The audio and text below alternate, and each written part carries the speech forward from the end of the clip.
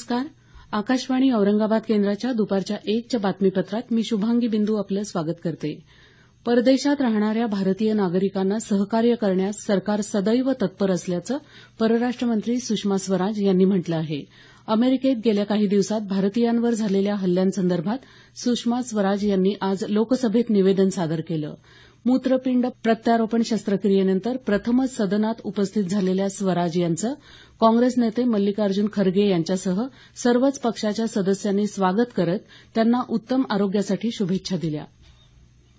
अनुसूचित जाती जमातीच्या विद्यार्थ्यांमध्ये असुरक्षितता किंवा भेदभाव होत असल्याची भावना असेल तर त्यांना शिक्षणासाठी सुरक्षित वातावरण निर्माण करून देण्यात सरकारनं लक्ष द्यावं असं मत राज्यसभेचे उपसभापती पी जे कुरियन यांनी नोंदवलं आहे. आज राज्यसभेत विविध पक्षांच्या सदस्यांनी जवाहरलाल नेहरू विद्यापीठात दलित विद्यार्थी आत्महत्येचा मुद्दा उपस्थित केला. त्यासंदर्भात उपसभापती बोलत होते. सरकारच्या वतीनं केंद्रीय मंत्री निर्मला सीतारामन यांनी या प्रकरणी संपूर्ण चौकशी करून योग्य ती कारवाई करण्याचं तसंच विद्यापीठात शिक्षणासाठी अनुकूल परिस्थिती निर्माण करण्याचं आश्वासन दिलं. त्यापूर्वी राज्यसभेत कामकाज सुरू होताच काँग्रेस पक्षाच्या सदस्यांनी गोवा तसंच मणिपूरमध्ये भाजपच्या सत्ता स्थापनेच्या निषेधार्थ घोषणाबाजी केली. विरोधी बाकांवरचे सदस्य सभापतींच्या आसनासमोर हौद्यात उतरून घोषणाबाजी करत असल्यानं उपसभापतींनी सदनाचं कामकाज प्रथम 10 मिनिटांसाठी स्थगित केलं. कामकाज पुन्हा सुरू झाल्यावर सभापती मोहम्मद हमीद अन्सारी यांनी प्रश्नोत्तराचा तास पुकारल्यावरही विरोधी पक्षनेते गुलाम नबी आझाद यांनी गोवा आणि मणिपूरमध्ये भाजपनं लोकशाहीची हत्या केल्याचं सांगत या मुद्द्यावर चर्चेची मागणी केली. सभापतींनी मागणी मान्य न केल्यानं काँग्रेस सदस्यांनी पुन्हा हौद्यात उतरून घोषणाबाजी सुरू केली. त्यामुळे सभापतींनी कामकाज पुन्हा 15 मिनिटांसाठी आणि त्यानंतर दुपारी 2 वाजेपर्यंत तहकूब केलं.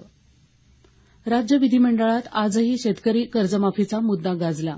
विरोधी पक्षाच्या सदस्यांनी केलेल्या घोषणाबाजीमुळे विधानसभा तसंच विधान परिषदेचं कामकाज दुपारी 1 वाजेपर्यंत तहकूब करण्यात आलं. कोल्हापूर जिल्ह्यात मसाई पठारावर पद्मावती या चित्रपटाच्या चित्रीकरणासाठी उभारलेल्या सेटचा काही भाग काल रात्री पेटवून देण्यात आला.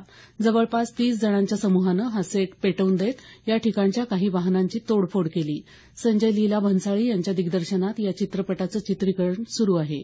या चित्रपटाच्या कथानकावर आक्षेप घेत राजस्थानातही विरोध झाला होता. भन्साळी यांना करणी सेनेच्या कार्यकर्त्यांनी मारहाण केली होती.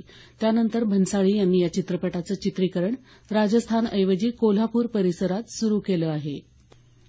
महाराष्ट्र दहशतवाद विरोधी पथकानं मध्य प्रदेशात खरगोन इथून शेख नावाच्या एका तरुणाला इसिस या दहशतवादी संघटनेशी संबंध असल्याच्या संशयावरून ताब्यात घेतलं आहे. उच्च शिक्षित असलेला शेख इसिसच्या संपर्कात असल्याच्या कारणावरून सध्या अटकेत असलेल्या एका आरोपीच्या पूर्वीपासून संपर्कात असल्याचं पोलिसांनी सांगितलं. पुढील चौकशीसाठी त्याला मुंबईत आणण्यात आलं आहे. अमृतसर विमानतळावर आज एक संशयित बॅग आढळून आल्यानंतर सावधानतेचा उपाय म्हणून विमानतळ बंद करण्यात आला. बॉम्बशोधक पथकानं बॅग आणि परिसराची तपासणी सुरू केली आहे. भारत आणि पाकिस्तान दरम्यान काश्मीरच्या पूंछ जिल्ह्यामधून चालणारा नियंत्रण रेषेपलीकडचा व्यापार थांबवण्यात आला आहे. पाकिस्ताननं वारंवार केलेल्या शस्त्रसंधी उल्लंघनानंतर निर्माण झालेल्या तणावाच्या पार्श्वभूमीवर हा निर्णय घेण्यात आला आहे. हा व्यापार येत्या शुक्रवारपर्यंत बंद राहणार आहे. केंद्र सरकार पुरस्कृत कृषी उन्नती योजनेअंतर्गत असलेलं कृषी यांत्रिकीकरण उपअभियान राज्यात राबवण्यासाठी 46 लाख रुपयांचा निधी मंजूर झाला आहे. या निधीतून राज्यातल्या अनुसूचित जातींच्या तसंच नवबौद्ध शेतकऱ्यांना शेतीच्या यांत्रिक अवजारांसाठी अर्थसहाय्य देण्यात येणार आहे. कॉम्रेड चंद्रगुप्त चौधरी आणि करुणाभाभी चौधरी यांच्या स्मृतीप्रित्यर्थ औरंगाबाद इथं आज राज्यसभेच्या माजी सदस्य वृंदा करात यांचं विशेष व्याख्यान होणार आहे. शहरातल्या मराठवाडा महसूल प्रबोधिनी सभागृहात आज संध्याकाळी 6 वाजता होणाऱ्या या व्याख्यानात भारतीय लोकशाहीपुढील आव्हानं या विषयावर वृंदा करात आपले विचार मांडणार आहेत. याबरोबरच हे बातमीपत्र संपलं. आमचं यानंतरचं बातमीपत्र संध्याकाळी 5:25 वाजून